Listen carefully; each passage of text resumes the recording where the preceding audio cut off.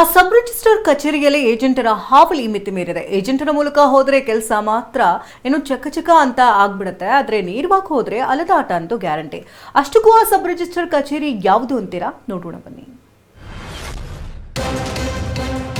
Sub registrar ಕಚೇರಿಯಲ್ಲಿ ಏಜೆಂಟರ ಹಾವಳಿ. ಟಿವಿ9 camera ನೋಡ್ತಿದ್ದಂತೆ ಓಟಕ್ಕಿತ್ತ ಏಜೆಂಟರು. ಸರ್ಕಾರ ಚಾಪೆ ಕೆಳಗೆ ಹೋದ್ರೆ ಅಧಿಕಾರಿಗಳು ರಂಗೋಲಿ ಕೆಳಗೆ ಹೋಗ್ತಾರೆ. ಅಧಿಕಾರಿಗಳು ನೇರವಾಗಿ ಭ್ರಷ್ಟಾಚಾರ ಮಾಡಿದ್ರೆ ತಗ್ಲಾಕಿಕೊಳ್ತಾರೆ ಅಂತ ಹೊಸ ಪ್ಲಾನ್ ಮಾಡಿದ್ದಾರೆ.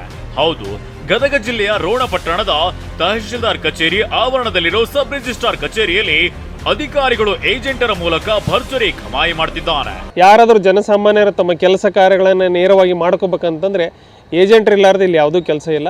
ಇದನ್ನು ನಾವು ಟಿವಿ9ಕ್ಕೆ ಗಮನಕ್ಕೆ ತಂದಾಗ ಟಿವಿ9 ಯಾವಾಗ ಬಂದರೂ ಅಲ್ಲಿರುವಂಥ ಸ್ಥಳೀಯ ರಿಪೋರ್ಟರ್ ಆಗಿರ್ಬೋದು, ಕ್ಯಾಮ್ರಾಮನ್ ಬಂದಾಗ ಎಲ್ಲ ಏಜೆಂಟ್ರು ದಿಕ್ಕಾಪಾಲಾಗಿ ಓಡ್ ಹೋದರು. ಅಂದರೆ ಈ ರೋಡ್ ಸಬ್ ರಿಜಿಸ್ಟರ್ ಆಫೀಸ್ಗಳಲ್ಲಿ ಏಜೆಂಟ್ರ್ ಇದ್ದರೆ ಮಾತ್ರ ಕೆಲಸ, ಏಜೆಂಟ್ರ್ ಇಲ್ಲದ ಕೆಲಸನೇ ಇಲ್ಲ. ಸಾರ್ವಜನಿಕರ ಮನವಿ ಮೇರೆಗೆ ಟಿವಿ9 ನಿನ್ನೆ ರೋಣ ಉಪ ನೋಂದಣಾಧಿಕಾರಿ ಕಚೇರಿಗೆ ಎಂಟ್ರಿ ಕೊಟ್ಟಿತ್ತು. ಇತ್ತ ಟಿವಿ9 ಕ್ಯಾಮೆರಾ ನೋಡ್ತಿದ್ದಂತೆ ಏಜೆಂಟರು ಅಲ್ಲಿಂದ ಕಾಲ್ಕಿತ್ತಿದ್ದಾರೆ.